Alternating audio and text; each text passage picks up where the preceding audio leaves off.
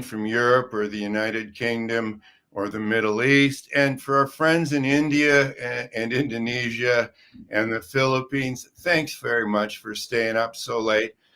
My guest today is Dr. Thomas Burgdorff, and we're going to be talking about the challenges of creating and sustaining a learning organization. And so, Thomas, first of all, welcome and thanks very much for taking the time to join us on the show. Thank you for inviting me, Larry. Yeah, and for those of you who've been on the show or following this show, Thomas has been on. Has had a lot of good questions. He works for Uniper, which is just recently joined with Fortum, which is I guess, if you will, a power utility company from Finland. Uniper is huge in terms of power generation. For those of you who don't know, the combined company now has about 20,000 employees. 30 to 40% of their employees are in Russia. And a lot of them are also in Europe, but they have operations in the Middle East and if you will, all around the world. But Thomas, this is a subject very near and dear to my heart, the learning organization. I've been around long enough that I remember when Peter Senge in the Fifth Discipline, that was a huge thing in the 1990s. But, there's a short attention span at best, but certainly a 25-year, 30-year attention span isn't really realistic in our world today.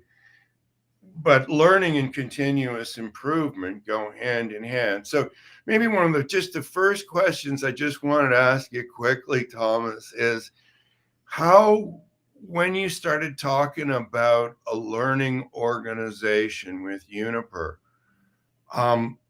was there a lot of acceptance, or was there a lot of, I don't know, almost initial resistance? Like that's old school, that's passe, that's like bell-bottom pants, if you will, kind of thing? Yeah, that's a good question, Larry.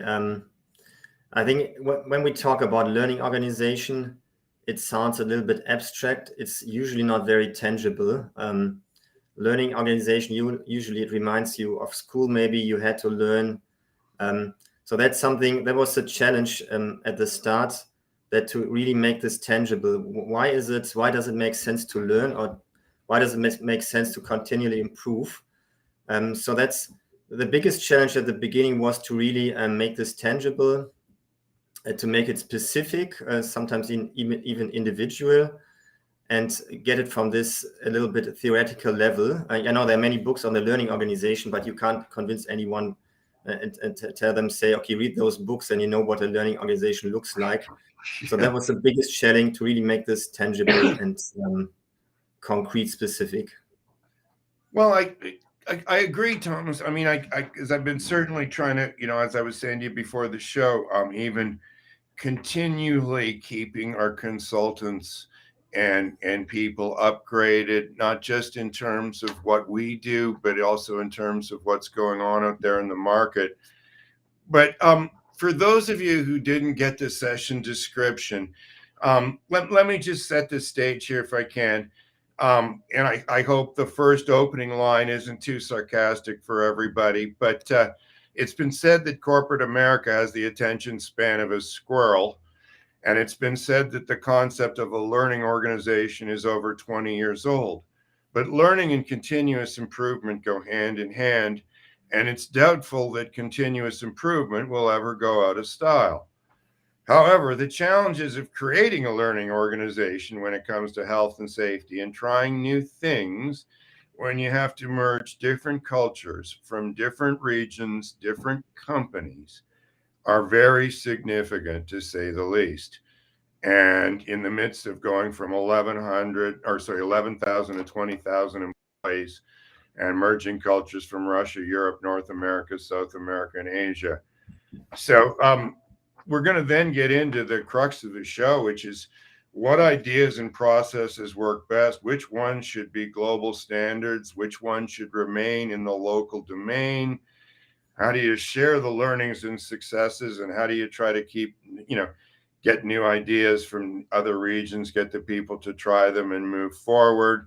And all the time, if you're in health and safety, I would advise you to keep the injuries on a downward trend. So let me just ask you a bit, Thomas. I said, what if I don't know if it's even a fair question. What are the biggest challenges, if you could prioritize them for us, in terms of trying to take the best from all around the world and get the other people to accept it? Yeah, that's also an ongoing challenge, I would say. We have different processes across Uniper, or now if we talk about the Photon Group, so different safety cultures, different ways how people learn.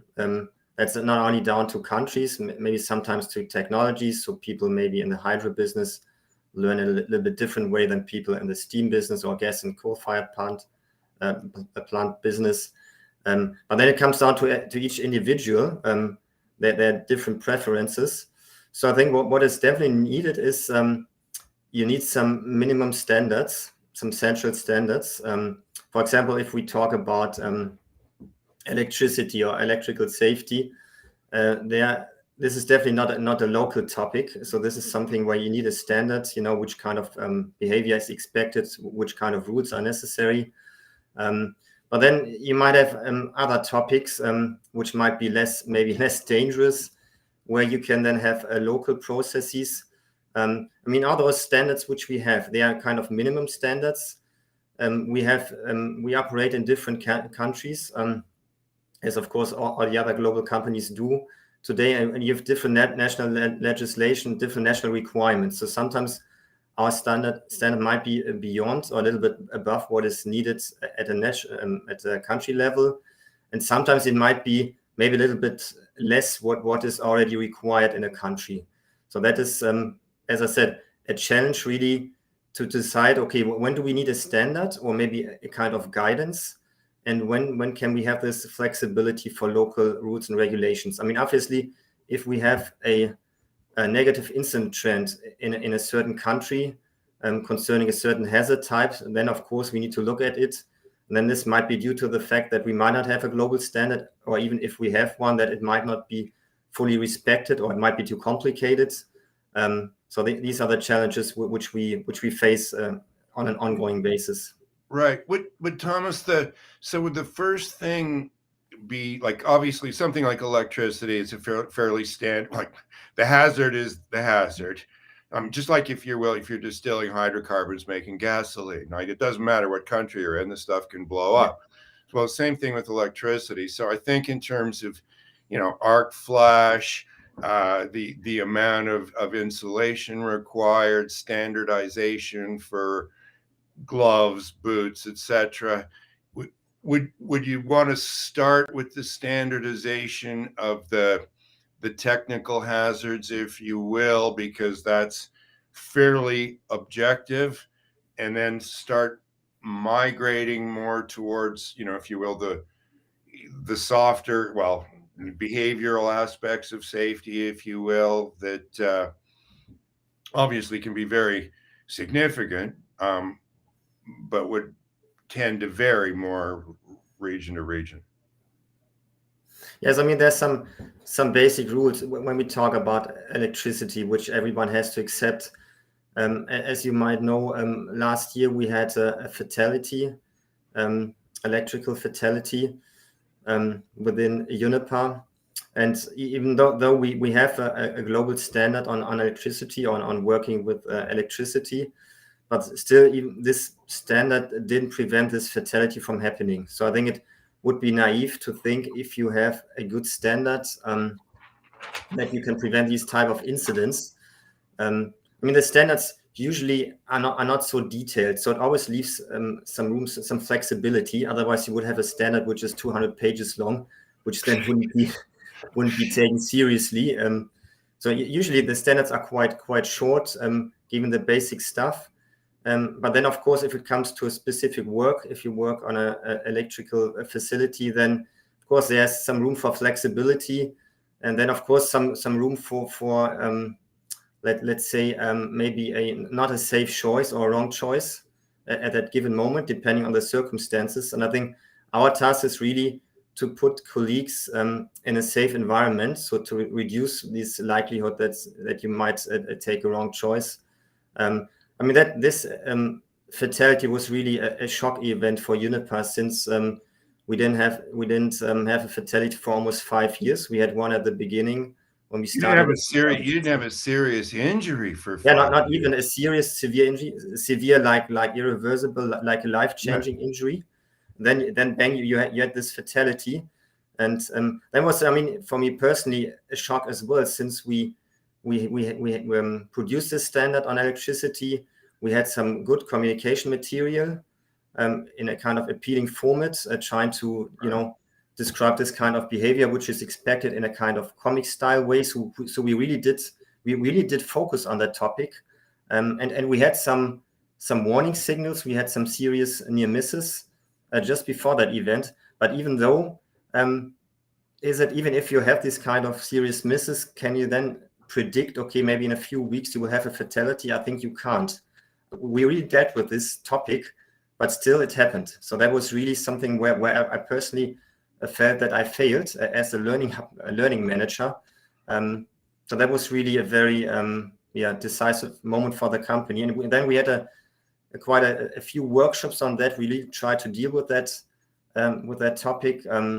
I know there are other injuries they might have more. Well, I mean, failed maybe didn't learn enough might be, a little fairer than failed. But, obviously we're not at the finish line yet. That's pretty clear, right? That we didn't get through to everybody. And I remember having a manager say this to me once, that with something like production, Larry, if you get through to 50% of the people, you'll likely get a 50% improvement. With something like safety, you've got to get it through to 100% of the people, because if one of those people you don't get through to gets hurt, that's still one too many, right? So it's a bit different in terms of just how effective you've got to be to every last person. But I can also see from your point, Thomas, how it'd be very frustrating. And that we were doing everything that you think is the right thing to do. We weren't ignoring it. We were giving it focus. We put a bit of effort into the focus. Like you said, it was a good communication program. We were reacting to the near misses. We still had something happen. Now, that we didn't learn quite enough. Would something like that be a catalyst to getting more support towards this learning organization, or would it actually be a bit of how did it work out for you, I guess? Yeah, definitely. I mean, it gave it provided another reason why this learning is really critical if it comes to health and safety. I mean, if we look now at this current crisis, or the still ongoing crisis with the COVID-19, then obviously it's critical to learn. But it's not only critical to learn from severe incidents or fatalities. I think it should be a wider concept. But I think those fatalities really remind us, okay, that's really important. If you want to be a learning organization, then you really have to make sure that all the good stuff which you communicate, and all those kind of guidance documents and rules and regulations really reach those people who actually perform those kind of risky work. But sometimes, or let's say it could be the case that sometimes it stops at a certain level. So we communicated from a central team, then to the local power stations or local facilities. And then maybe it might stop at the at the plant manager level, or maybe at the local HSE colleague level. And it might not be shared with the contractor person, or it might be shared, but then it might not be understood, or it might be shared maybe not with the people. If you have new personnel, so to say, then they might not be aware of that. So this is really the challenge, really, to really get this stuff or this kind of advice then to those people who actually perform these kind of risky work or this kind of hazardous work. Yeah, I This is remember. very I hard to- remember one of your comments or questions on one of the Safe Connection expert panels, Thomas, where you were. I think that it was called "Felt." The title was "Felt Leadership." Are they feeling it? But the idea that is it actually getting down to the shop floor? Mhm. And then I would ask some of the panelists, okay, one more question. Since you've got 4 times more contractors on site at most of these oil companies in the Middle East than you do your own permanent employees, are the contractors feeling it?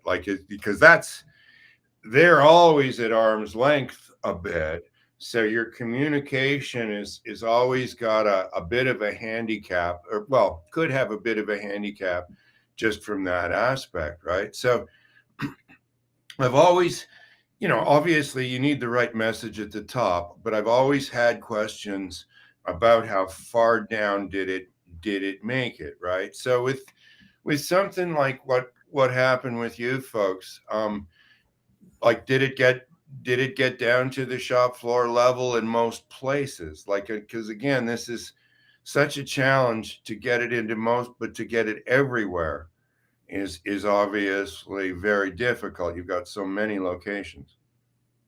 Yeah, I mean, roughly 75% of the recordable incidents, or in 75% of these recordable incidents, contractor personnel is involved. So if we want to really decrease this incident or this injury frequency, we really have to focus on contractor safety. And that's why we have started now in the context of this merger between Uniper and Fortum, or that integration of Uniper into the Fortum group, a kind of alignment project, a work group, and looking how the Fortum colleagues does it, how we from Uniper do it, and then to find a better way how to make sure that contractor safety is really has really a priority. As you said, it's easier to reach your own employees. That sometimes is even difficult enough. But then if it comes to contractor personnel, that's really a challenge. It's not only about standards and processes. Then of course procurement plays an important part in that as well. So you of course you want to select the right contractors with a good safety record. But that's something which we currently look at, and I think this is really a big opportunity. If you have such a merger, then you can really look at those best or good practices, and then really find a better way for the whole Fortum group. So that's something which is one of our priorities with regards in the health and safety area currently. Well, I've having been on both sides of that one, where the host or the operator company, in a lot of cases, it was an oil company, mandated some form of behavior-based safety to be adopted by the contractors, or they wouldn't be able to get a contract with them in the upcoming year. And then I've also worked with oil companies where they were willing to sort of, get me to go down, present to their contractors, the main contractors, and try to get them to willingly adopt a behavioral safety system or safe start or whatever it was at the time to improve their safety performance for themselves. And certainly there's a bit of efficiency with the mandate. But if you're the person who is on the other end of these phone calls where the people are said, hey, look, we need to have some kind of behavior-based safety. We don't care what. We just got to keep the oil company happy. You realize that the likelihood that this initiative is going to be successful is close to zero, right? Because they're not doing it for any of the right reasons. So, when you try to get something out to the contractors, obviously with certain things and certain standards, golden rules, working at heights, working with high voltage, I don't think you can, you have to be pretty strict. But in terms of suggesting other things, what have you found? I know you haven't just worked at Uniper, Thomas. I mean, you've worked Gosh, in a number of different roles, politics and the private sector. I mean, did any of your political background help you with the contractors in terms of getting them to do stuff for the right reasons? Yes, definitely. When I look back at my work as a political advisor or consultant, then of course I try to prepare those members of parliament in the best possible way. You know, if they delivered a speech or if they had a discussion in parliament. So it was really about communication. Sometimes you have a good message, but you don't communicate it appropriately, or sometimes maybe you might not have identified the right target audience. I think that's a similar. There's some similarities when it comes to communication. When you communicate to contractor personnel, sometimes you have a lot of good material. I mean, all those contractor companies, they receive all the stuff, all our standards, which they have to comply with. But then sometimes maybe our standards, I don't know, might be maybe a little bit too complicated. Maybe not too complicated, but I think you always have to make sure that the content is understood. And then the question is sometimes, okay, whose responsibility is this actually? Is it our responsibility, or is it the responsibility of the contractors to inform their staff about what is important for us? So I think it's really about communicating, identifying the right target audience, and then try to really tailor the message according to the according to the language which those people understand, or which if you talk to a manager, that you might have to talk to him in a different way than someone on the shop floor. So you need to use a different language. Right.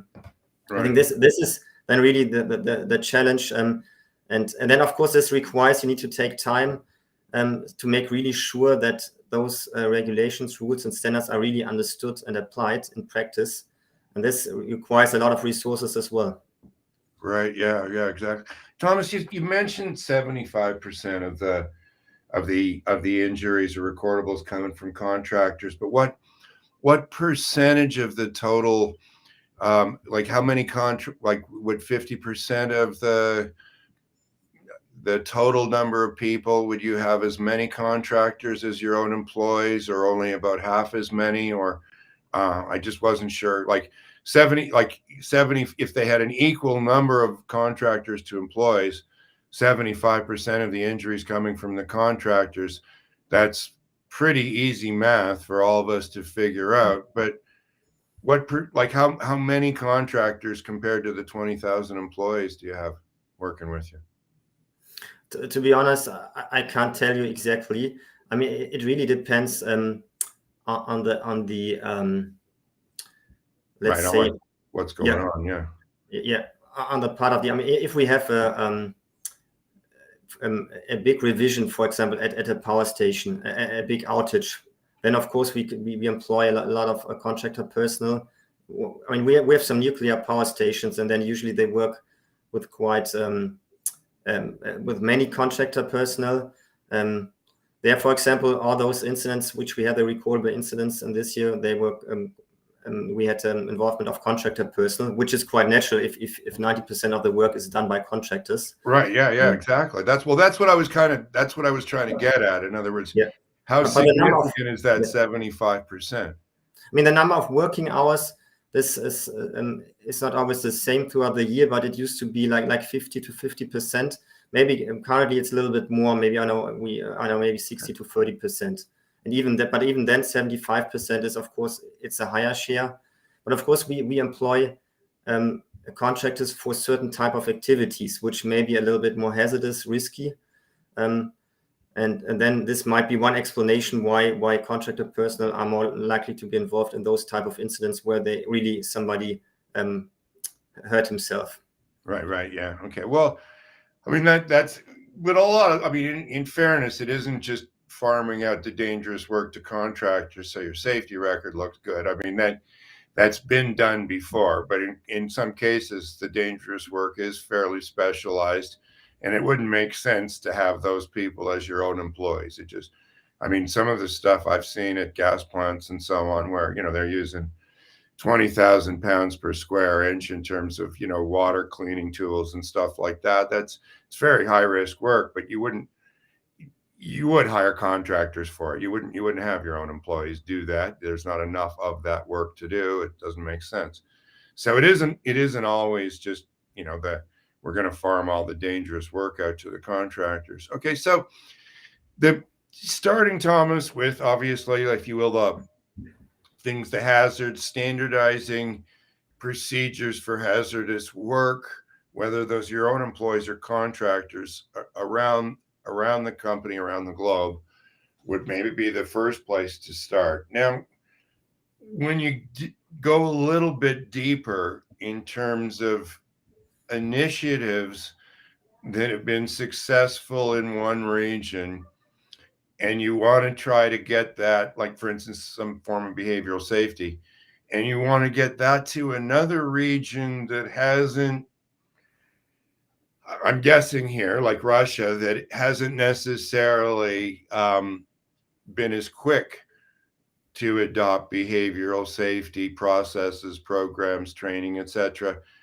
How do you go about that that effort, or that introduction? I don't want to say that courtship, but it's almost, like how do you get them to sort of look at something new and give it a chance?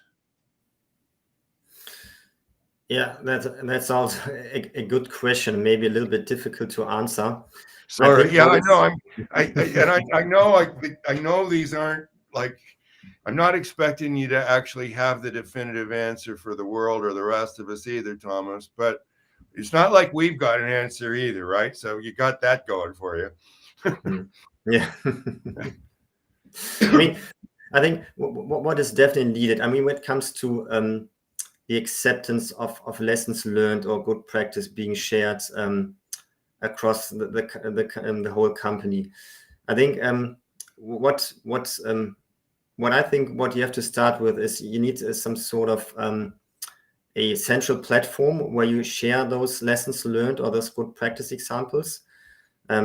We have this since a couple of years. We're now trying to build or develop a more interactive, more user-friendly platform where you have more interaction. But we do have this central platform, so then people can subscribe to that platform. Then they receive an email notification once a new learning document or a new good practice example has been published. So maybe that's a technical foundation, but that's just a tool. I think if you really want to gain acceptance, then of course these documents should be somewhat standardized. They should be high quality, high value, but then even then you can challenge a good practice which works in one country might be perceived maybe as not as good practice in another country. So I think then we have tried to standardize those kind of learning points in our learning documents. So then they need to be of unified value. But even then, you could have some discussions. I think you can really reach acceptance when it really makes common sense. When we talk about new approaches, for example, how you do things, to really, if you can really show the benefit, if it makes life easier for colleagues, I think then they might buy into it. And what is also important, if you communicate it maybe just in the business language, let's say that's obviously English, then of course that's a challenge as well. So you need to really communicate those lessons learned in local languages. Otherwise, the acceptance might be quite low. So that's something we struggle with. I think I can. What about to be honest and open about that. Yeah.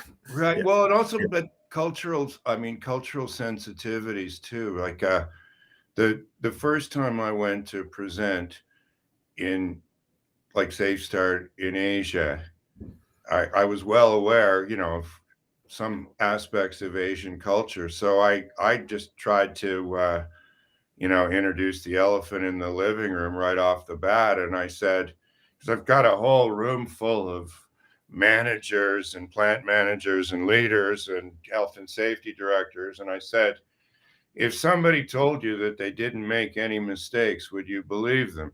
And they all said no.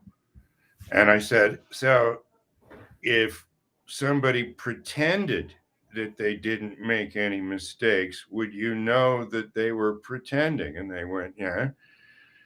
And I said, so why does anybody pretend that they don't make any mistakes when they know that nobody would believe them? And you can just see all these guys looking around at each other going, I think he's talking to us, isn't he, here? But you could see them all nodding, going, yeah, why do we do this when we know nobody believes it? And so, sometimes you've got to tack, because I've been asked this before, Safe Start's about errors and mistakes. How well does this go over in cultures where their culture is to diminish or to deflect the error or to sweep it under the rug, but do anything you can other than admit that it was your mistake? I mean, and certainly you can deal with a fair bit of that all over Asia and India as well. And so did you find, like, that worked for me, but did you find that sometimes you just had to you had to address some of the cultural sensitivities, whether that was Russia or Asia? Did you have to address that right off the bat? Yes. Let's say maybe trust is a key word in that context. There might be some safety cultures or some cultures where admitting mistakes or even reporting incidents, might be perceived as a weakness, and maybe people blame themselves for this incident.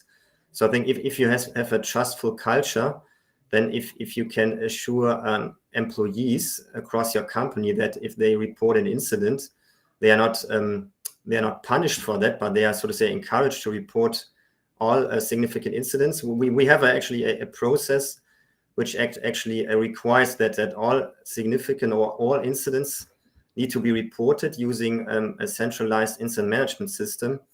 But still, I think that's a foundation. If you want to learn, you need to know what's going on in your business, in your organization, and you need to rely on the figures. I mean, then you might have some, you might have a good injury frequency, but if the figures are not correct, then it doesn't give the full picture. So that's really the most important thing. I think that you have an open culture. I mean, we do have within the Fortum Group the philosophy, so everyone can report an incident. So there aren't any facilitators in that sense. So everyone who has access to that system, to that incident management system, can report an incident. Then you have a case handler or case manager. Then he classifies the incident. But we do have different reporting cultures. And in some countries, many things are reported where colleagues in other countries say, no, I wouldn't report that. That's not significant enough. But I think this is really, it takes quite a while. But if you have this kind of central management system, this really helps to have all those incidents reported. But then, of course, the challenge is to really classify those incidents correctly, and then to really separate the more important stuff maybe from the less important stuff, and then to identify trends and then try to take actions on this kind of incident developments.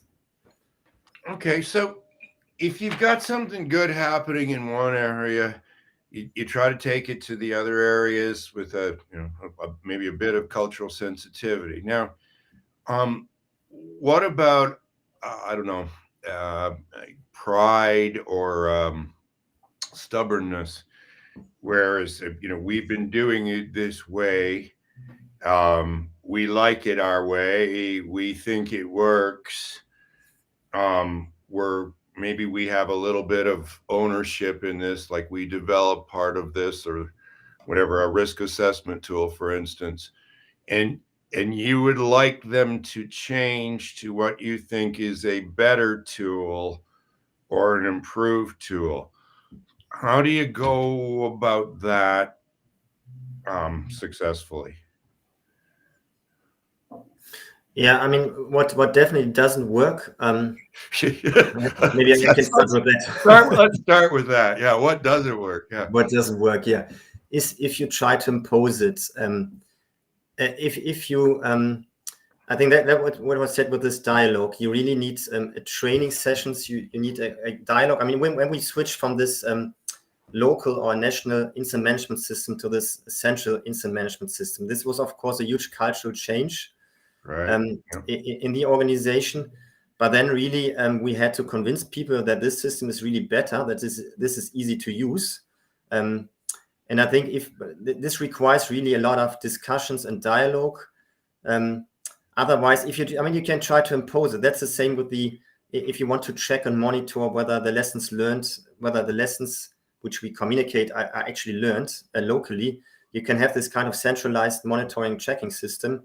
But this usually tends to create not really trust. It really, people might be hesitant then to put in their actions. So I think it's always better if you use appropriate opportunities. If you go to a site, then if you just have in these conversations and then talk about the subject rather than trying to centrally, like Big Brother is watching you from a central point of view. We sometimes do have these kind of difficulties. We had them as well too. We had a different, if you will, sales management CRM operating software in all 4 regions of the world, and it was a nightmare. So we put it all together because everybody said this is a nightmare. But as soon as we put it all together, that meant that some of the people had to change. And there's always resistance now, and there were problems and so on. But I think you're right that don't impose it for sure. Go and make more of an effort. Like, do you do it sort of try to gain the critical mass and then sort of impose it for the rest of them? Or do you just keep working until everybody comes around voluntarily? I mean, when we introduced this new incident management system, it was actually 3.5 years ago. So at the beginning, it was really difficult to convince colleagues to use that system. And then it was a little bit more accepted in some countries, which already had a similar system, and a little bit less accepted in other countries. But now I think it's really fully accepted. Even if, of course, it's not perfect, no incident management system is perfect. But I think this was really due to a lot of training, a lot of many discussions. Of course, you have to impose in that sense. You have a central process, and it's mandatory then to report incidents using that new system. But you have to accompany it with dialogue and trainings, and really discuss. If someone says, okay, I don't want to use it for that and that reason, then really you have to go down to the root. So the same, there might be some issues, some weaknesses in the system, then you have to try to improve it. But as you said, if you gain a critical mass, I mean, you don't have to convince everyone. That might not be possible. But at least at every site, so to say, you need people then who really feel committed then to report those incidents. But this took quite a while. So that was really improvement. But now we have a more we have definitely a better overview of what happens across the organization. But since we can now get this data out of the system and then read to see where the problems are.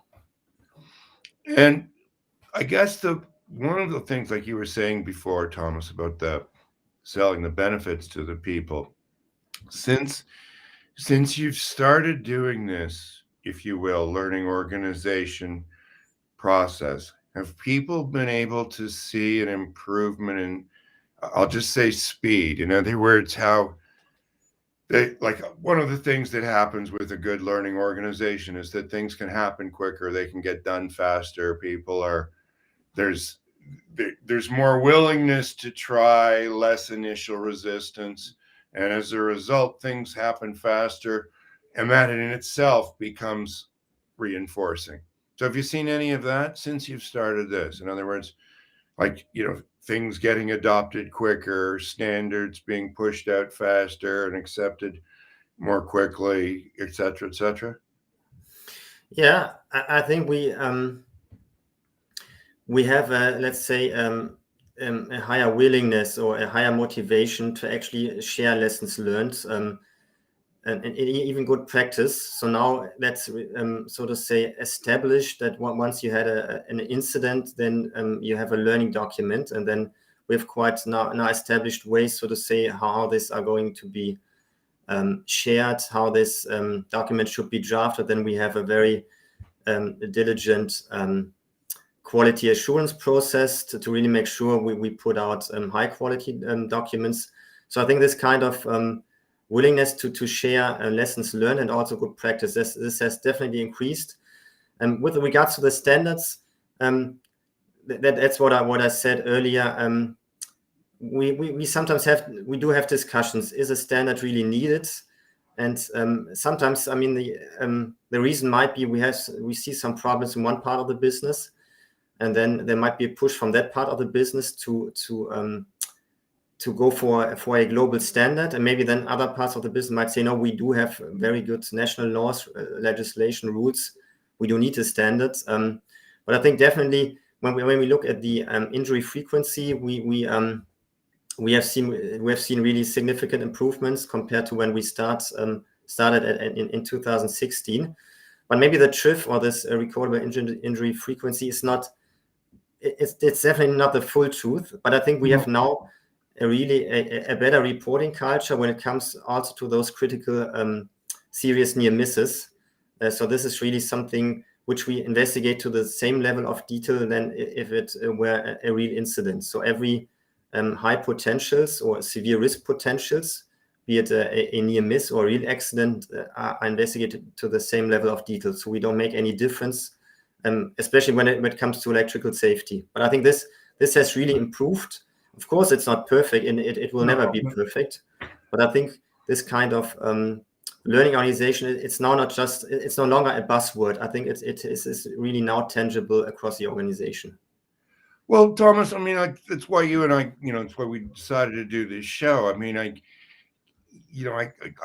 do believe there's a certain amount, and I don't know how much everybody wants to hear the supply side economics of the story, but I mean, I've had the 12 paradigm shift articles published in safety magazines, United States, Mexico, Colombia, Peru, Brazil, England, Ireland, Russia, India, Italy, all over the world. There were 12 different articles, and that's not the point. The point is that, in talking with these 12 magazine editors, they always want something new. And even if you spoke at a conference and there was standing room only, if the conference wants you back the next year, they won't want the same title. They'll want you to do a different one. So there's this perception that there's always got to be like something new, some new fad, new, squirrel, like that is reality now, I think, because of technology. I think tried and true good ideas that never go out of style, that isn't as widely accepted anymore because people do believe the new iPhone will at least be marginally better than the last one.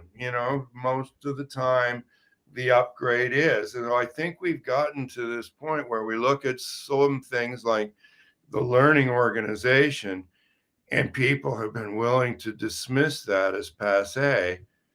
And as I said in the session, continuous improvement will never be passé. If you don't continuously improve, your company will be passé. I mean, that's the way it is. Now, Frank, I don't know if I'm paraphrasing your question because it's hard to read all the chat stuff and pay attention. But the other aspect of continuous improvement, Thomas, we haven't talked about yet. So I'm kind of putting you on the spot here, but are you also, not just on a system or company basis, but in terms of a learning organization, are you tracking individual learning and improvement, enhancement, et cetera, at your company through a learning management system or some process like that? You mean when it comes to individual behavior? Well, like I was saying before with our consultants, making sure they got trainer certification for basic core, for the critical decisions, for safe start performance, for safe track, for being able to do, the management overview sessions. In other words, making sure that everybody is carrying on the learning path, not just the bare minimum they needed to do to sort of do the job, but to sort of carry on. Not to the point where we've got mandated continuing education unit credits or things like doctors and surgeons and teachers have to have. But is there any, on a personal learning basis, are you also doing anything and encouraging things for people to continually move themselves along? Yeah, I mean, we do have a tracking system. So each employee has a personal training history. So there are some trainings which are mandatory. I don't know, let's say on new topics like on important topics such as, I don't know, sustainability, supply chain questions, or this kind of stuff. How can I Art flash, yeah, something like that, yeah. Yeah, something like this. I mean, that's, of course, it's then tailored to your work activity. For example, my position, maybe I don't have to take a training on electrical safety since I don't perform this kind of work. But we do have this kind of system, and then you're reminded if you haven't done the training. But this is, as I said, this is mandatory for Uniper employees.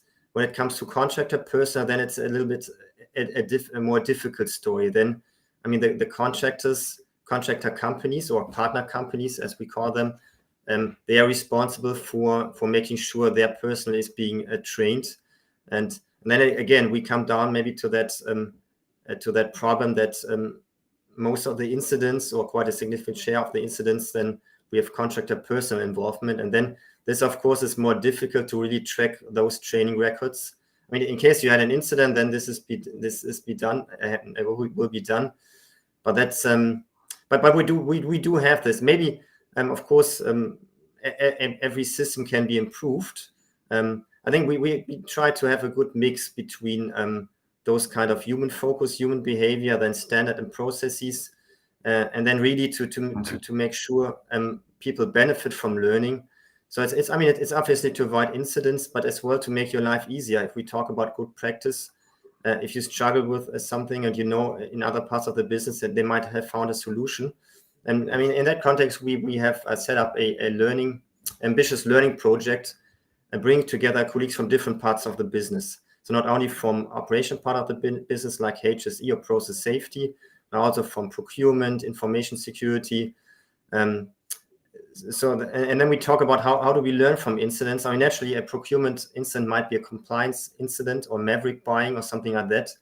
Information security incident might be slightly different in nature, but still there's, in that sense, a lot of value if you really exchange with colleagues from other parts of the business. So then you challenge your own ways. I mean, that's the same point now with this merger, these discussions between Uniper and Fortum colleagues. They are really very beneficial. So we from Uniper can learn a lot from the Fortum colleagues, and they probably can learn something from us as well.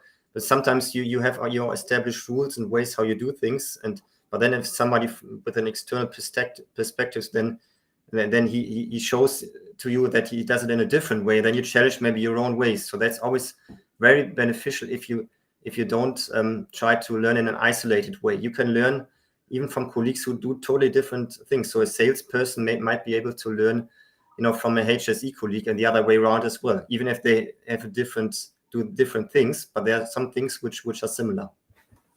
Oh, definitely, for sure. I guess that's the whole premise of this show, Thomas, is that I think we're all aware that there's things we could learn from the other parts of the business, the other people in the business, but there are barriers, sometimes invisible but significant, that limit that. And like one of them would be maybe being a bit territorial, bit stubborn, proud of how I do it. We don't want to necessarily do it the North American way, for instance. Over here we want to do it our way, and we think it's been working fine. And you're trying to politely say, yeah, but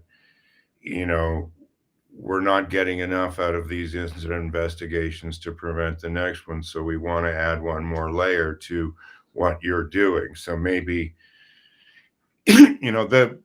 I think, like, to try to sum it up a bit, and I know we got to get to some questions from the audience, Thomas, but you can start obviously with things like electricity that people aren't likely going to argue with much, the technical stuff. And then you can start looking for the successes and then try to get those people who've been having the successes to help you communicate those to the other folks and see if they'd be willing to adopt it, and then, get a little bit of it going. I think probably one of the main takeaways for me is don't impose things. It'll likely cause you more problems than it's worth in the end. And maybe, once you get critical mass, you could say, okay, you've now got a year to get this implemented, or, we're done saying please, now we're going to move forward. We've proven that this works, type of thing. Any other, I don't know, tips, ideas, pieces of advice, Thomas, for folks who are going through, merger acquisition, or a blending of companies' cultures, that, like if you had it to do over again, maybe what would you do differently, or anything, any changes, or, anything you'd recommend, kind of? Yeah, I think what is important is to be really open for change and open to challenge your own ways. Sometimes, if we have such a merger, then you're talking, about how you do it, how, the colleagues from the new company, how they do it. And then sometimes you might be a little bit reluctant, since you might always think about, okay, if I accept this, how they do it, then we have to change our processes. This might create a lot of work. And is it really the better approach? But I think quite often that what I find really very beneficial in these discussions with the Fortum colleagues, this kind of building this kind of mutual trust, that we really, both sides really try to find better ways, how they do it, and then find a better way for the whole Fortum group. And I mean, when it comes to the learning actually never stops, but I think it's only then really impactful and efficient if it really provides benefits. Otherwise, it's just, if someone says you must learn, then that doesn't work. So you really have to create the appetite for learning. It doesn't need to be, let's say, a financial reward, but some kind of encouragement. This kind of, maybe something like what we have, a learning of the month, so to say. Well, I was going to offer just money. Like, I don't know if that's maybe too trite, but I was going to say, level 1, you get this much. Level 2, you get another 50 euros a day. Level 3, you get 100 euros more a day. Level, so on. Like, now that maybe is the wrong way to go about it, and certainly probably not the kind of thing that you could just go do with 20,000 employees either. But I mean, I think it's more about that's a really key thing, though, Thomas. Yeah. I'm not sure I think maybe from a personal point of view, maybe that's where I dropped the ball a bit here, is that I didn't get enough fire in the first place to learn, like to keep learning the value for so have you maybe just tell us, we've only got a few minutes, Thomas, I'm sorry, but how did you go about that part? Like, how did you get people more interested in themselves? I don't know, that I know that you'd think that wouldn't be that difficult, but it is. Like, as you said, read this book is all you really need to do, but nobody's going to do it. Well, not nobody, but you know how many people are going to do it? Not very many, right? So how did you get to people more interested in upgrading themselves and continuous learning? I mean, it's for me, it's about, as I said earlier, about trust and about recognition. If colleagues are recognized, if they when they contribute to prevent incident from happening, this kind of to really convey this message, what you do is really not beneficial for others, but for yourself as well. And you can really contribute that everyone returns home safely. I think that's what colleagues are more interested in. We are interested in receiving recognition. I think this is something, but that's, as I said, that's an ongoing challenge. You always have to show that, new improvements, new systems are really better. They really make the life easier. And this is an ongoing challenge, but it's about not creating more work, but less work, and having a smarter, more efficient system, and about recognizing people that you can really, it's about recognition at the end of the recognition. I think, okay, I know, I think that would be, I mean, probably, I don't know whether or not, I think in my case, It'd be better to go with a bit of both, a bit of recognition and maybe a bit of a monetary tier incentive, because I'm not, in this case, my preference would be that I didn't actually have to pay them for the upgrading and this part, like, that they could do it virtually. But maybe that's the part that I'm missing too, is that, should just make sure it's financially acceptable all the way around. But to me, it's like, I'm always curious, though. I'm always wanting to learn, and like, I mean, human error and people getting hurt when nobody ever wants to get hurt. It's just been something that, I've never stopped really thinking about. Like, so I'm always, I'm kind of always on the case, if you will. And so it's not been an effort for me to want to learn or to try to go learn more. But that said, I could read more books, I could do more stuff. So could you. We all could. So I think that's a big takeaway for me here too, Thomas, is don't forget about lighting the match and getting the candle burning before you start this whole process, because otherwise, it's going to be really uphill, right? Like, I think you've got to sort of paint a bit of the picture at the end of the tunnel that you're asking these guys to go through too a bit. Mike, you got a question on the screen there. Individual learning is called personal development. Most of the international and big companies has the LMS, learning management system, to improve. But the question, do they get the chance to apply on the ground when resources are absent? Well, Zach, first of all, thanks very much for the question. And I hope it's not still brutally hot there in Iraq. I think the last time I talked to Zach, it was 55 degrees or something like that. But I don't know if you can do anything on the ground when resources are absent, Zach. But I think the question, and Thomas was saying he was struggling with it a bit at his company, was, did that all get down to the ground floor, or did it just get to the middle managers or the supervisors? Certainly, if you've got a learning management system, you can track whether individual employees took the training and got the check mark in the box. I don't know how, other than going out and watching them work and talking with them, I don't know how you'd tell whether you got the check mark into their head and whether or not you've got them. They know what to do. Are they willing to do it when nobody's around watching them? That's obviously a different question. I don't know, Zach, if even Thomas could have an answer for this, but we'll ask him. I mean, because I know you said you struggle with it, Thomas. I mean, how do you ensure that the learning got down to that employee, as Sidney Decker would say, at the pointy end of the stick? Yeah, I mean, that's it's difficult to say, but I think at the end of the day, it boils down to the local engagement and to a regular dialogue with sites, whether they have actually applied those lessons learned. As I said, you can try to impose or set up a centralized monitoring and tracking system, but this usually creates distrust. So it's better really to have a regular dialogue, and maybe to first have trust that they're really interested in learning.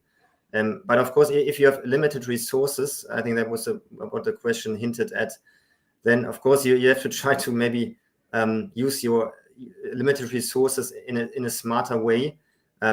So I think that there are many, I mean, in big companies, at least in the Fortum, there are many opportunities to learn, but some are mandatory and some are voluntary. So that, of course, it depends on the personal engagement. So I think you can't create a learning mindset just with ticking boxes. I've done this training, but because I had to do it. But whether a person is really interested in improving him or herself, I mean, that's not only about technical skills. It's about, maybe, I think you had this recently as one topic in your show, about emotional intelligence, knowing, how you think as a person, a kind of whole person concept. But this is really then difficult really to check. I mean, you can only encourage, maybe with money, but that's that. I think that's really you can have all those tools and a good foundation, but then a little bit, of course, it depends on the personal interest. Maybe if it brings you a career advancement or not, that might be motivation to learn. But I think you can really, if you have all those tools ready, and if you really try to emphasize that health and safety is really important, and not only to avoid fatalities or severe incidents, then you probably you can get this buy-in from the management level, so to say, to provide sufficient resources for this kind of development. Since, of course, smarter or more educated employees, they probably bring in higher benefits for the company. So this should be in the interest of each company to make sure they have qualified personnel and that they have tried to develop this kind of learning mindset, being a little bit better each day at what they do. Well, and also like it's not bore. I don't know, eliminates bore. I mean, doing the same thing all the time and not having any opportunities to learn is very boring.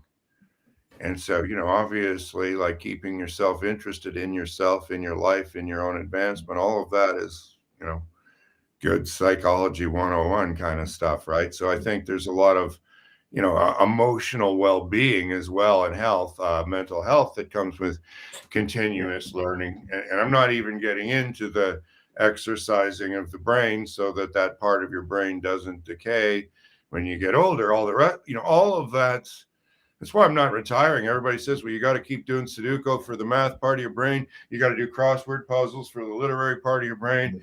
You got to do this, you got to do that. I said, well, if I got to do all, I might as well just keep working. I got to do all that for my job anyhow. At least I get paid sometimes anyhow, not so much during COVID, but anyhow, I mean, might as well, because otherwise, you in other words, the idea that you're not learning isn't good. And if I'm not saying we should use fear tactics with people, but it isn't. Things like almost everything in your body, if you don't use it, it doesn't work so well anymore. And your brain's no different. But Thomas, thank you very much, first of all, for being on the show. Mike, any last questions? I know we're after the hour, so I should probably try to close out so that you can make a podcast of this without it being an editing nightmare. Any further questions on Mike? No, Zach had some other good comments and ideas. Thanks for sharing those, Zach. I think this was probably one of the most takeaway rich episodes we've ever had. There was so much good information in here. Thank you, Thomas. But no, the audience is grateful, and Zach, again, thanks very much. But that's it. Thank you. All right. Thanks for inviting me and giving me this opportunity to share our experiences. Yep. Well, yeah. Well, no, Thomas, and thanks also for all your help with the shows before that too. And I'm looking forward to working with you guys and Fordham in the future. If all goes well, I'm even looking forward to getting to Europe in the new year and traveling again. Get to go to Chicago next week. It's like the first sort of internet. I know it's Canada, Chicago. It's not really international, but it's going to feel like a big deal to me after a year and a half. Anyway, 2 weeks from now, Christian Silvestri from Australia, who has written a book, Third Generation Safety, and it's an excellent book about the neuroscience behind safety and what we can all learn from it, the third dimension. And this is going to be called Third Generation Safety, the Missing Piece, using neuroscience to enable personal safety. Christian is a very interesting guy. Hopefully you can all tune in 2 weeks from today. That is, do you have the date up there, Mike? November 18th, same time, same channel, et cetera, register on LinkedIn. So again, thank you very much, everybody, for tuning in. Thomas, thank you once again for being on the show. It was great. It was great having you. And again, like Mike, I thought some real practical stuff for all of us to sort of take away, me included, in what we're going forward. So thanks very much for all that. And thanks everybody for watching. We'll see you in a couple of weeks. Okay. Bye-bye. Thank you very much. Okay. Bye-bye.